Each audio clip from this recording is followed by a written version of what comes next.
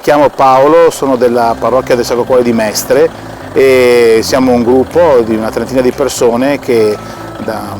3, 4, 5 anni hanno ripreso un po' a seguire la Caritas e ci appoggiamo principalmente appunto sul banco alimentare per seguire le famiglie. Queste famiglie sono un centinaio, in questo periodo sono quasi 300 persone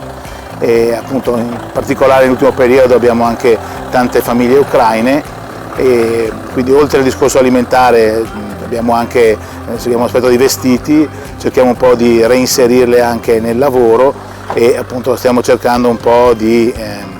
seguire queste persone anche in altre problematiche che possono avere al di fuori di quelle alimentari. Sono tante persone che hanno, noi siamo nella zona di Venezia, l'anno scorso che hanno perso il lavoro, abbiamo subito la crisi del Covid, quindi tantissimi legati alle attività alberghiere, di ristorazione, che quindi hanno avuto momenti difficilissimi e più di qualcuno ci ha detto che effettivamente senza questo intervento avrebbero proprio